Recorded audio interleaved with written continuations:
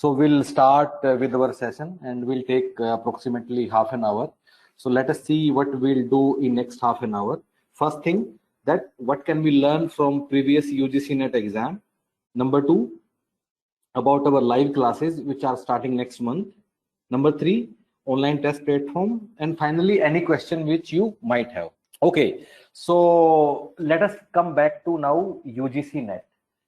तो आज हम 3-4 चीजें हम आपसे डिस्कस करेंगे, स्पेशली उन लोगों के लिए जिनको लगता है कि बार बार वो लोग मेहनत करने के बाद भी यूजीसी में अच्छा नहीं कर पा रहे हैं, स्पेशली उन लोगों के लिए. And will tell you what you are not doing और what you are doing wrong. ठीक है, शुरू करते हैं. सबसे पहले HRM लेबर वेलफेयर कोड 55. हम तीनों सब्जेक्ट की ही बात करेंगे, HR भी, मैनेजमेंट भी, कॉमर्स भी. So guys, these were the cut offs for code 55 HRM in last couple of exams. So if you can look at this slide, so for code 55, cutoff for JRF in December 18 was 68%. This became 70% in June 19. Then it was 67% in December 19, and in last exam it was 70%. Okay, so this is for code 55 HRM. Net का cut off इससे 5-6-7 percentage point कुछ कम होता है, and this is approximately average. Let us look at now management code 17. So cutoffs have been 62% in December 18, then it went up to 68%, then it came down to 61%, again it went up by 3 percentage points, which was 64% in last exam, which was in June 2020.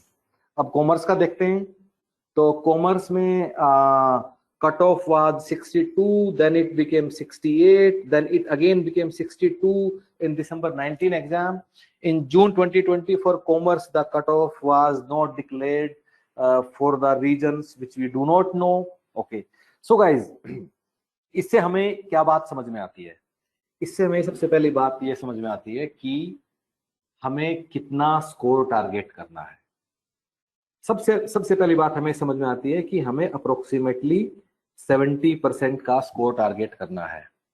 70% score का मतलब है अगर 150 सवाल हैं जिसमें से paper 1 के 50 और पेपर 2 के 100, दोनों 150, इसमें अगर 70% हमें स्कोर करना है, so we have to score around 105 marks.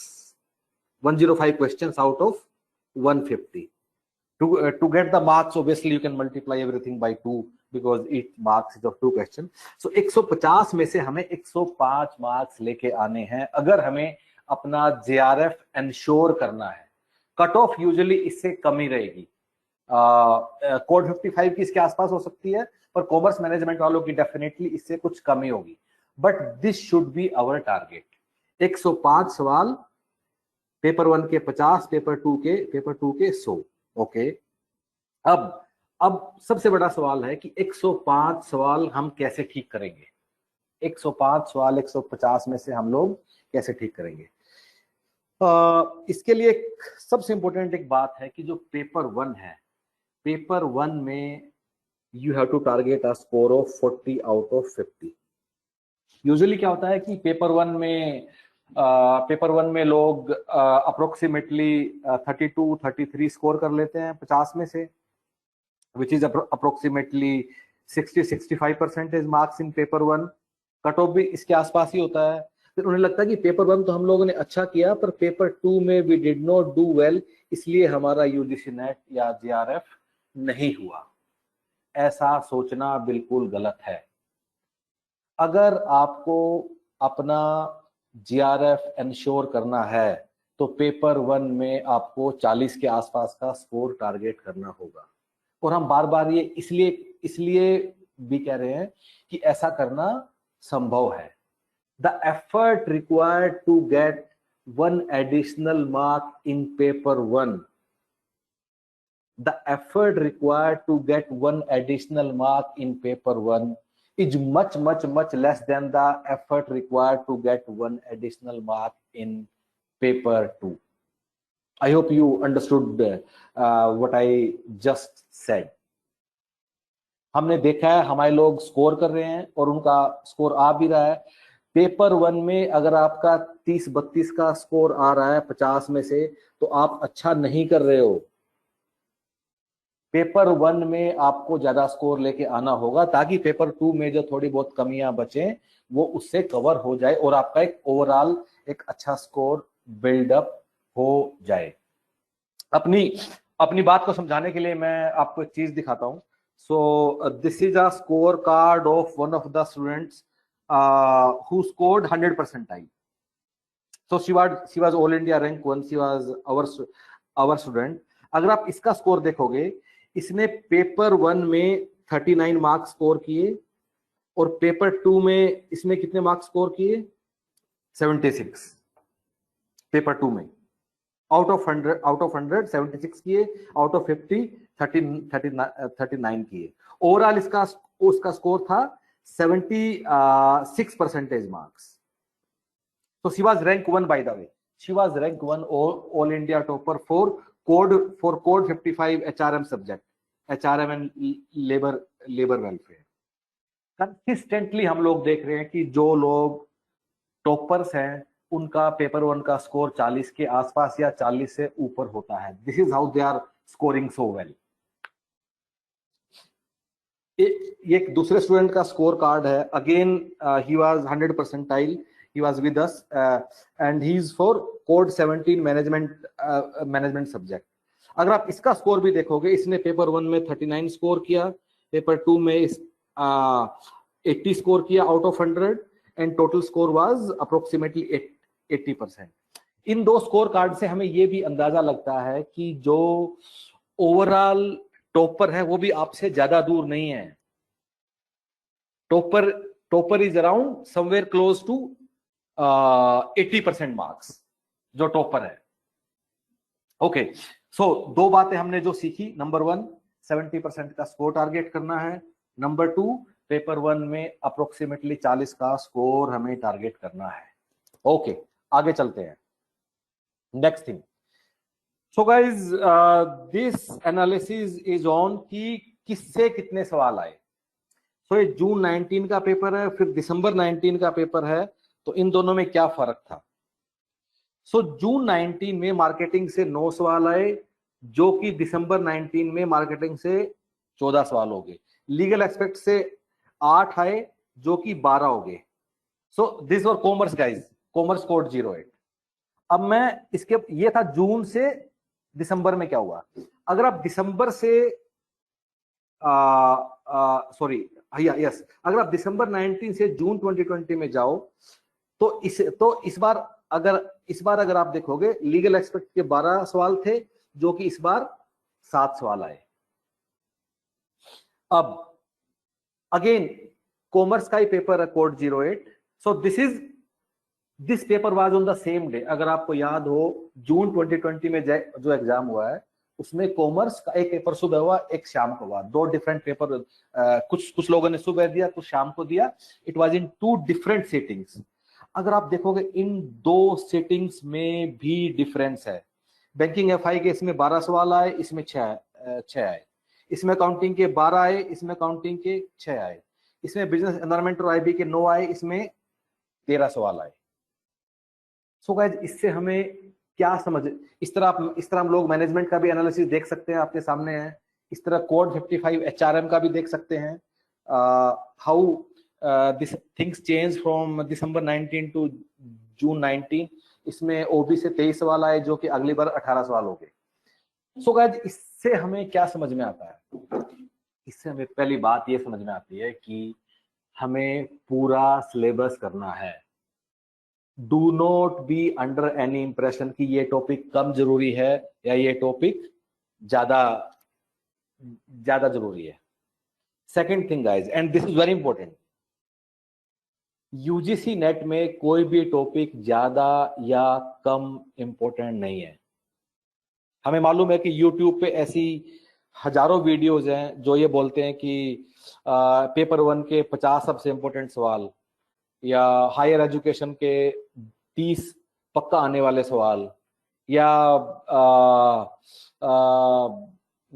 Capital budgeting के 3 सबसे इंपॉर्टेंट सवाल। गाइस, ये करने से कभी एग्जाम पास नहीं होगा। There is absolutely no shortcut. हम लोग यूजीसी नेट के सब्जेक्ट पिछले 8-9 साल से हम लोग कर रहे हैं। आप हमें कोई ऐसा टॉपिक ला के दिखा दो कि जो इंपॉर्टेंट नहीं है, और हम आपको एक सवाल दिखा देंगे जो उसके ऊपर आया हुआ होगा। या आप हमें ऐसा टॉपिक कोई ला के दिखा दो जो काफी जो सबसे इंपॉर्टेंट है, और हम आपको बड़े सारे पेपर ऐसे दिखा देंगे जिसमें आपके कहने वाले इंपॉर्टेंट टॉपिक से एक भी सवाल नहीं आया होगा। इसमें कोई शॉर्टकट नहीं है, इसमें कोई इंपॉर्टेंट सवाल नहीं है। यहां वहां देखना बंद कीजिए, आप हमारे साथ जुड़िए। हमारे साथ नहीं जुड़ना, खुद से पढ़ाई कर लीजिए। लेकिन जो सिलेबस में लिखा है उसका पहले कीवर्ड से लेके आखिरी तक सब पढ़ डालिए। यही एक मात्र तरीका है यूजीसी नेट को निकालने का। इसमें कोई भी शॉर्टकट, कोई स्मार्टनेस, कोई इंपॉर्टेंट टॉपिक कुछ भी नहीं है। This is simple vanilla plain effort. Okay, अगली चीज पे चलते हैं। अब हमने आपको बता दिया कि आपको 105 का सवाल ठीक करने हैं 150 में से। नेगेटिव मार्किंग तो है ही नहीं। 105 में से अप्रोक्सीमेटली हमें 40 के करीब सवाल इकट्ठे करने हैं पेपर 1 से, और अब अप्रोक्सीमेटली आप समझ लीजिए 65 के करीब हमें ठीक करने हैं पेपर 2 से। ये हमारा ओवरऑल एक स्ट्रेटजी है। अब बात ये कि क्या 65 का स्कोर संभव है, या हमने आपको ऑनलाइन ज्ञान दे दिया, अब आप चले गए और स्कोर तो आ नहीं रहा है। हमने इस चीज को भी काफी बार एनालाइज किया है। तो इसको एनालाइज करने के लिए हम लोगों ने क्या किया, हम लोगों ने सारे सवालों को पूरे पेपर को हमने 3 हिस्सों में डिवाइड कर दिया। ठीक है, 3 हिस्सों में कुछ सवाल वो जो इजी क्या है कि अगर आप अपने कॉलेज में गए भी हैं, अगर आप क्लास में आपने सुना भी है, तो तब भी आपका ये सवाल ठीक हो जाएगा, चाहे आपने यूजीसी नेट की किताब नहीं भी पढ़ी है। अगर कॉमन सेंस है तो उससे भी आपका ये सवाल हो जाएगा। फिर एक मॉडरेट है।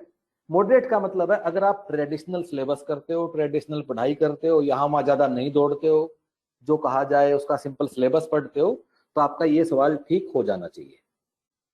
फिर एक है टफ का मतलब एक ऐसा सवाल आ गया जो हम नहीं सोच पाए, जो कि शायद बियॉन्ड सिलेबस था, या जो ट्रेडिशनल सिलेबस में हम लोग छोड़ देते हैं, या जो हमारी बाउंड्री से बाहर है।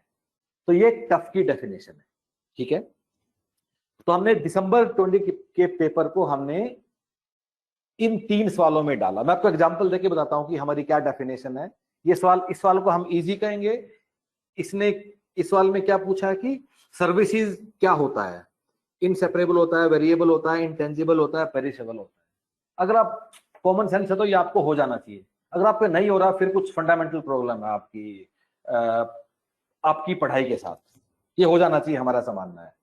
फिर इस सवाल को कि पोर्टफोलियो थ्योरी से कौन सा रिस्क डाइवर्सिफाई होता है, ये एक मॉडरेट है।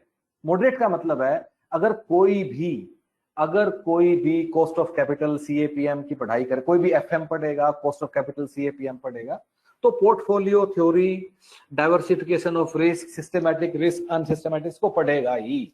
ऐसी कोई किताब नहीं है एफएम की दुनिया में जिसमें ये वाली बात बड़े आराम से नहीं बताई होगी। इसलिए एक मॉडरेट सवाल है। ठीक है, तीसरी कैटेगरी है टफ की। टफ का मतलब ये वाला सवाल हमने कोड 55 एचआरएम से लिया है। तो ये आईएलओ की कन्वेंशन है। तो यूजुअली सवाल क्या आता है कि आईएलओ की 150 की करीब कन्वेंशन है। हम उसमें से क्या याद करते हैं कि कौन सी कोर है, और उनमें से कौन सी इंडिया ने साइन किया, जो कि 8-10 है। हर बार इसी से सवाल आ जाता है। लेकिन इस बार एक सवाल आ गया कि इन 8 कोर से बाहर कन्वेंशन है, उसके ऊपर आ गया, वो भी किस ईयर में हुआ था। अब ये सवाल एक नॉर्मल स्टूडेंट से नहीं होगा, और ये सवाल आने के बाद भी हम बच्चों को ये नहीं कहेंगे कि आप अब सबके ईयर याद करने शुरू कर दीजिए। 150 के 150 कन्वेंशन आपको याद ही नहीं होंगे, नहीं हो सकता। कॉमर्स में आप जानते हैं कुछ वो बैंकिंग की कमेटी होती है, हजारों कमेटी है, क्या आप याद कर सकते हैं? नहीं।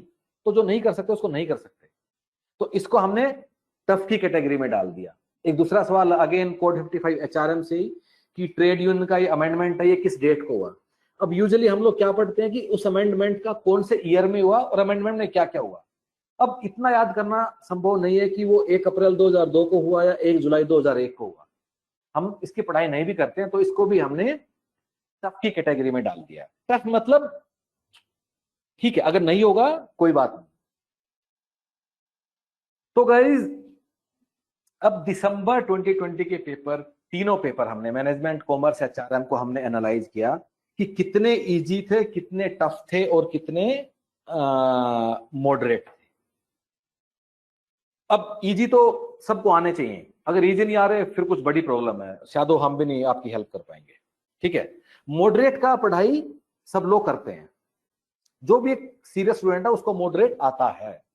टफ ऐसे वाला है कि जो नहीं, सब कुछ करने के बाद भी कुछ हो जाएंगे, कुछ नहीं होंगे। सो गाइज अगर आप ध्यान से देखो, मैं अप्रोक्सीमेटली तीनों का मोटा मोटा आपको एनालिसिस बता रहा हूं। इजी प्लस जो मॉडरेट सवाल हैं वो अप्रोक्सीमेटली 85 है, ये सब पेपर 2 की बात कर रहा हूं मैं। और जो टफ है वो अप्रोक्सीमेटली 85 87 है, और ये टफ है जो 12-13 है, 12-15 है, जो मतलब टफ वाले हैं। गाइज सबसे इंपॉर्टेंट बात, आपका सिलेक्शन कभी इस बात पे डिपेंड नहीं करता कि आप टफ में से क्या कर पाए। हमेशा आपका सिलेक्शन इस बात पे डिपेंड करता है कि आपने इसमें से क्या किया। कई बार 1-2 सवाल टफ आ जाएंगे या आउट ऑफ सिलेबस आ जाएंगे, सडनली पैनिक स्टार्ट्स, अरे अब इस टाइप के सवाल आ रहे हैं, अब ये हो रहा है, अब वो हो रहा है। Guys, please do not worry about that. Your objective is to maximize your score. आपको दुनिया में सब कुछ जान के एग्जामिनर को इंप्रेस नहीं करना है, आपको अपना पेपर 2 का स्कोर 65 के आसपास इकट्ठा करना है, जो कि ये आपको 85-87 में से 65 अप्रोक्सीमेटली आपको आना चाहिए। So what I am saying, it is not difficult. और ये टेंडेंसी इतनी ज्यादा है, इतनी ज्यादा है ये वाली टेंडेंसी कि वो 5-10 टफ सवाल के ऊपर डिस्कस करते रहना, ये कौन सी बुक से आ रहा है, ये हो रहा है, वो हो रहा है, ये हो रहा है। वो हमेशा होगा, आप कुछ भी कर लीजिए, दुनिया का सब पढ़ लीजिए, फिर अगले एग्जाम में वो टफ वाले 5-10 आ जाएंगे। लेकिन याद रखिए, एग्जाम में जो आपके साथ बैठा है उसको भी नहीं आ रहे हैं, जो 2 सीट छोड़ के बैठा है वो उसको भी नहीं आता है, वो किसी को नहीं आता है, और उससे किसी का सिलेक्शन नहीं होगा। सिलेक्शन सिर्फ मॉडरेट और इजी में आप जो करते हो उसी से ही होगा। आई होप आपको ये वाली बात समझ में आई कि क्या पेपर 2 में 65-70 का स्कोर लेके आ पाना संभव है या नहीं। Okay great. और ये ना एक सबसे बड़ा कारण है, ये एक सबसे बड़ा कारण है कि ये एक सबसे बड़ा कारण है कि लोग क्यों कई सालों से एग्जाम दे रहे हैं और उनका हो नहीं रहा है,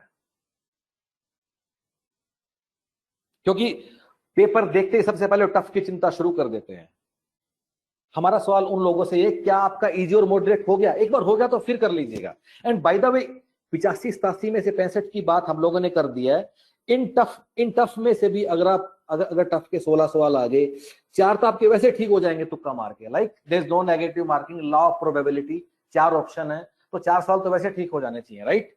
तो 4 नंबर आपके यहां से भी आएंगे, इन टफ वालों से भी। Okay great. So guys do not worry about what is out of syllabus, cover everything, do not worry about tough ones, stop looking at most important questions अगर आप यूजीसी नेट एग्जाम दे रहे हैं। एक दूसरी बात मैं आपको फिर बताऊं, दुनिया के किसी भी एग्जाम में इंपॉर्टेंट सवाल कौन से हैं, ये वाला थ्योरी काम करता है जब आप एक सब्जेक्टिव पेपर देते हैं, जैसे हम लोग कॉलेज में पेपर देते हैं, राइट? कॉलेज के पेपर में 8 सवाल या 9 सवाल होते हैं, 5 करने होते हैं, राइट? वहां इंपॉर्टेंट और नॉन इंपॉर्टेंट की वाला चीज काम करता है। जब आपके ऑब्जेक्टिव टाइप 100 सवाल होते हैं सिलेबस में, दुनिया में कभी भी किसी भी एग्जाम में इंपॉर्टेंट वाला चीज काम नहीं करता है, period. Okay, great. So guys, I am coming to our classroom thing now. So हम लोग अभी next month 1st of will start our classes, will cover syllabus in 4 months। Paper 1 भी होगा। आपकी क्लासेस या रात को 8 बजे होंगी या दिन में होंगी। हर हफ्ते 4 से 5 क्लास होंगी। हर फ्राइडे आपको एक वीकली शेड्यूल आएगा जिसमें आपको लिखा होगा कि अगले हफ्ते आपकी क्लास कब और कितने बजे है। आपके टीचर कौन होंगे? Everybody who will come in front of you. हर एक वो टीचर जो आपके सामने आएगा, या तो वो नेट क्वालिफाइड होगा या JRF क्वालिफाइड होगा। कभी भी कोई भी टीचर ऐसा आपको नहीं पढ़ाएगा जो खुद जिसने नेट नहीं निकाला है। दैट ऐसा नहीं है कि 1-2 टीचर ही सारे सब्जेक्ट पढ़ाएंगे। सो अप्रोक्सीमेटली 10 सब्जेक्ट होते हैं। सो 10 to 12 different teachers will teach you. We have got subject matter experts for every subject. Then आप क्लासेस कैसे करेंगे? आप डेस्कटॉप से कर सकते हैं, लैपटॉप से कर सकते हैं, मोबाइल फोन से भी कर सकते हैं, ऐप से कर सकते हैं। Got all these options. तो इसमें आपको पूरे क्लासरूम प्रोग्राम में how do you prepare with us, हम आपको क्लासेस में पढ़ाएंगे। हर क्लासेस का आपको रिकॉर्डेड वीडियो मिलता है, study material, online test, they are anyway included. अगर कोई क्लास मिस होता है उसकी चिंता करने की जरूरत नहीं है, क्योंकि हर क्लास का रिकॉर्डेड वीडियो भी आपको मिलेगा और ये वीडियो आप कभी भी और कितनी बार भी देख सकते हैं। गाइस, अगेन हम इन सब क्लासेस में it's not a higher level teaching. So will teach you from basic, conceptually we'll cover everything right from basics. That is why we take approximately 250 hours to cover everything, and it will take around 4 months. So guys, what you will do with us? So first we'll send you printed booklets to cover entire syllabus. Then you will practice online questions, which are approximately 7,000 now, not 6,000. Then you will go through these live classes of around 250 hours, then full length mock test papers. And with this you can depend completely upon us for 100% coverage of your syllabus. आपको करना क्या है? Website पे जाना है, वहां जाके अपने आप को एनरोल करना है। एक बार वेबसाइट पे जाइए, पहले समझ लीजिए पूरा स्ट्रक्चर, क्या क्या मिलेगा, कैसे कैसे मिलेगा। एक लास्ट इंपॉर्टेंट बात हम आपसे और करना चाहते हैं, वो ये है कि कभी भी सिर्फ कोचिंग करने से आपका एग्जाम नहीं निकलेगा। कोचिंग के बाद आपको बैठ के अपना प्रिंटेड बुकलेट से पढ़ाई भी करना होगा। आपको खुद ऑनलाइन क्वेश्चन ही प्रैक्टिस करने होंगे। सिर्फ क्लास में सुनने से कभी आपका एग्जाम नहीं निकलेगा। That is a supplement. उसके बाद आप पूरा थ्योरी पढ़िए बुक से, ऑनलाइन क्वेश्चन करिए। लेकिन अगर आप ये चारों चीजें अच्छे से कर लेते हैं, nobody can stop you from cracking UGC NET with a very good score. In fact, what I would also advise you कि आप एक बार ह्यूमन पैटर्स की वेबसाइट पे जाइए, और ह्यूमन पैटर्स की वेबसाइट पे आपको होम पेज पे जाएंगे, और होम पेज पे आप go to bottom of home page, यहाँ and you will see many videos. So these are hundreds of videos कि कैसे लोगों ने नेट निकाला है। ऑब्वियसली ये लोग कुछ अच्छी बातें भी बोलेंगे ह्यूमन पैटर्स के बारे में, लेकिन हमारा ऑब्जेक्टिव वो नहीं है। हमारा ऑब्जेक्टिव ये है कि हर आदमी का क्या स्ट्रेटजी था, क्या उसके चैलेंजेस थे। तो सैकड़ों वीडियो हैं ये, आप एक बार इनको भी जरूर सुनिएगा। Okay, coming back. So we are starting the classes from 1st of August। आप लोग वेबसाइट पे जाके अपने आप को एनरोल कर सकते हो। Yes, if you have any questions, please do let us know. If anybody want to speak, we'll be even more happier. तो आप अपना माइक ऑन करके हमसे बात कर सकते हैं। Just write on the chat box that I want to speak. Anyone in the class would like to discuss anything? Just write on the chat box, I want to speak. Okay, so Nidhi wants to speak, so let us speak to Nidhi. Yeah, Nidhi. So we have unmuted you. Please speak up. Hello, sir. Good afternoon. Yes, Nidhi. Yeah. So sir मुझे ये पूछना था कि जैसे आप classes बोल रहे हो it will happen at 3 different times, and so is it like you will tell कि ये टाइम और we can choose that time? No, you can't choose, it's a mixed of schedule. ये ऐसा होगा कि जैसे मंडे रात को 8 बजे आपकी एचआर की क्लास है, ट्यूसडे दिन में 3 बजे आपकी पेपर 1 में हायर एजुकेशन की क्लास है, वेडनेसडे शायद आपकी छुट्टी है, थर्सडे फिर आपकी रात को 8 बजे मार्केटिंग मैनेजमेंट की क्लास है। ऐसे आपको हर वीक एक डिफरेंट शेड्यूल बन के आएगा, जो कि for the next week it will come on the Friday. Okay. हाँ जी, ठीक है, क्योंकि इसमें मेरे को इसलिए डाउट था because I am working currently, तो जैसे नो इवनिंग की 8 बजे 11 बजे तो इट्स फाइन, बट जैसे 3 बजे वाली जो है that can be a problem. नहीं ऐसा देखिए, specially for code 17 code 55 we see lot of people are working professionals. तो ऐसा हाँ। होगा कि आपकी कुछ क्लास मिस भी होंगी, and that is why we make this option available कि आप उसका रिकॉर्डेड वीडियो आप देख लीजिएगा। उसमें जो डाउट है देन नेक्स्ट क्लास में आप आके पूछ सकते हो, लेकिन अगर आप सारी क्लास मिस कर दोगे then there is a problem. या यस सर। चलिए, thank you. Okay, who else? So we have okay, we have Sakshi Taneja. Let us speak to Sakshi now. Yeah, Sakshi, speak up. Yeah. Hello, am I audible? हाँ जी साक्षी बोलिए। Yes, I have a question. Basically, if we take a class for a particular session, like for a particular subject, and we miss it, like she said, we are currently working. So if I miss the class and I have a doubt, like for it's a mathematics class and I've missed this aptitude class, और next class में उसी का question पूछना है, तो उन्हीं वही वाला टीचर कब अवेलेबल होगा? लाइक नेक्स्ट तो क्लास डेफिनेटली दूसरे सब्जेक्ट की चल रही होगी। नहीं नहीं ऐसा नहीं है, मतलब उसी उसकी आगे क्लास भी होगी। सी साक्षी, हाँ आप ना इस मोड इसको तो आप बिल्कुल फिजिकल क्लास की तरह आप समझ के चलिए। फिजिकल क्लास में आप कैसे पढ़ते हो, आप कहीं कोचिंग लेने जाते हो कहीं, राइट?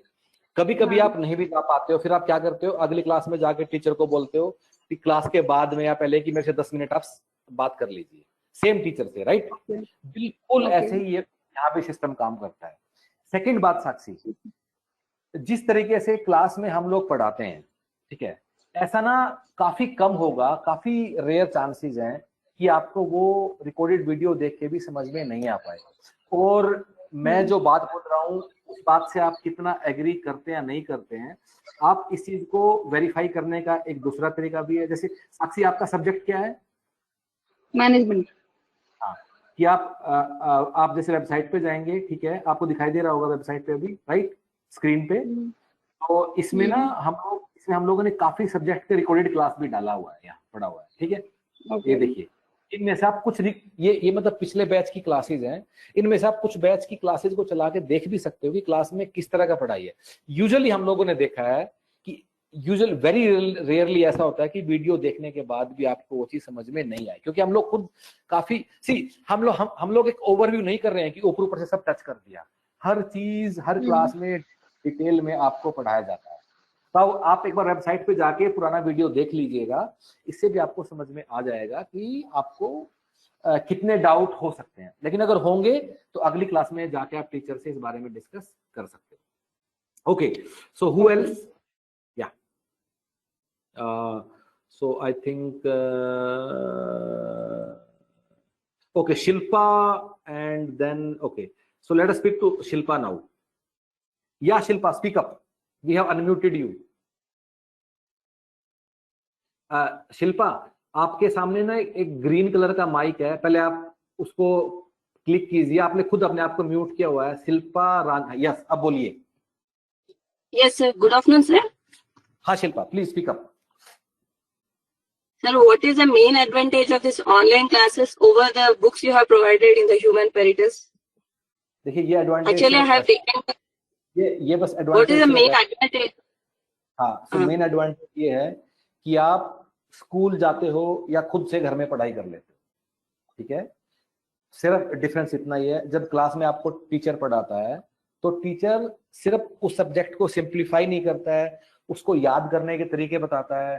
टीचर आपको हाईलाइट करवाता है चीजों को। टीचर आपको ये बताता है कि इस तरह का सवाल आ रहा है, इसमें ये हो रहा है। वो उसके साथ ना एक खुद का एक्सपीरियंस भी आता है। Then rather than understanding yourself, somebody will help you in understanding those things. For example, आपका सब्जेक्ट कौन सा है? Code number 55. हाँ, code number HRM and labor. हाँ, जैसे अगर आप लेबर लॉज खुद से याद करना शुरू करते हो तो आपको काफी उसमें याद करने में काफी दिक्कत होता है, ठीक है। लेकिन टीचर क्योंकि जैसे आप लेबर लॉज पढ़ोगे कि ये हुआ, फैक्ट्रीज एक्ट में ये हुआ, उसमें ये हुआ, ठीक है। जब एक टीचर आता है ना तो उसको एक सिंप्लीफाई करता है वो, और उससे आपको जल्दी याद होता है। सो आपका प्रिपरेशन टाइम जो शायद खुद से मान लो 8 महीने का है, तो टीचर के साथ वो 2-3 महीने का हो जाता है। टीचर आपको एक ओवरव्यू ऐसे भी देगा कि टीचर आपको सिर्फ ऐसे नहीं पढ़ाएगा कि फैक्ट्रीज एक्ट पढ़ा दिया। टीचर आपको ये भी बताएगा बाद में कि ओके, इंस्पेक्टर कौन कौन से एक्ट में था, इंस्पेक्टर किस में नहीं था, उस एक्ट में क्या था, रिलेटिव क्या था। तो अगर आप इस तरह का एक लार्जर पिक्चर दिमाग में लेके चलते हो तो आपको फिर याद भी होता है। So this is the value which teacher aids in a class. But fundamentally आप जैसे आप कॉलेज गए हो, राइट, अगर आप कॉलेज आने के बजाय हर काम घर पे करते तो उसमें जो डिफरेंस है वही है सिर्फ। Teacher is to make your life easy, या and then One more thing. One more thing, sir. हाँ, बोलिए। Sir, do you conduct any weekly test, monthly test? ऐसा conduct करते हो? See, टीचर हर टॉपिक के बाद आपको कुछ क्वेश्चन कराता है, ठीक है। उसके बाद जो मंथली टेस्ट या वीकली टेस्ट हम लोग नहीं करते, क्योंकि we believe that is a waste of time. हम आपको बोलेंगे आपको ऑनलाइन प्लेटफॉर्म पे जाना है, ऑनलाइन प्लेटफॉर्म पे जो 7000 क्वेश्चन है वो हमने टॉपिक वाइज अरेंज किया हुआ है। Yes, तो I have seen. आप वहां जाके उसका टेस्ट दीजिए, जो सवाल नहीं आता हमसे डिस्कस कीजिए। पर we don't teach in that typical school time method की हम टीचर 50 सवाल लेके बैठे या एक सवाल करा रहा है। बिकॉज अगर टीचर एक सवाल को करने में 10 मिनट लेता है तो उसी सवाल को करने में बच्चा 2 मिनट लेगा। इस तरह हम कभी आपको पढ़ा ही नहीं पाएंगे 7000 सवाल।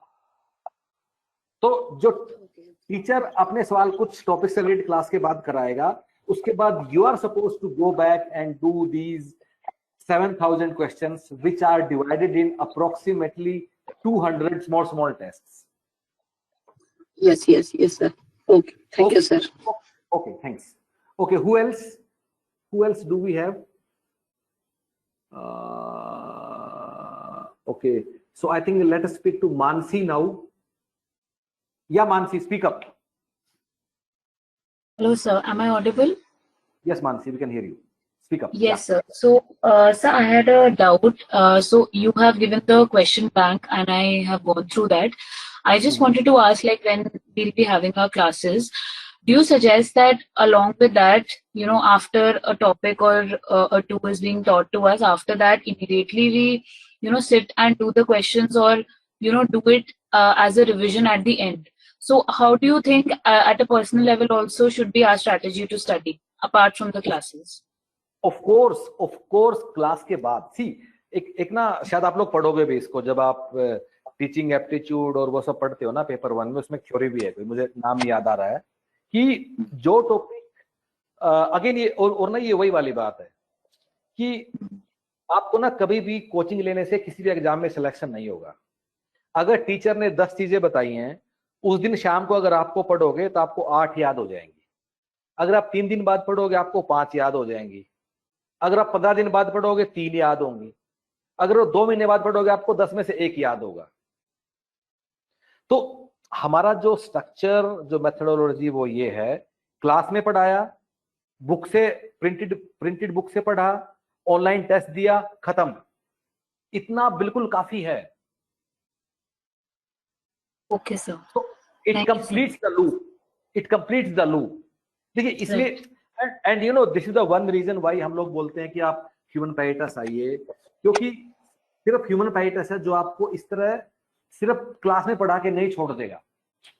We take complete responsibility end to end. आपको क्वेश्चन भी कराने हैं, आपको सिलेबस भी पूरा कराना है और आपको करना होगा ये। आज तक किसी भी एग्जाम में सिर्फ क्लास में पढ़ने से सिलेक्शन नहीं हुआ है और होगा भी नहीं। मेहनत आपको करनी पड़ेगी उसके बाद। लेकिन हमारे साथ आप जुड़िए, स्मार्टली मेहनत कीजिए, सिर्फ एक बार मेहनत कीजिए, 6 महीने में एग्जाम निकालिए और लाइफ में कुछ और कीजिए।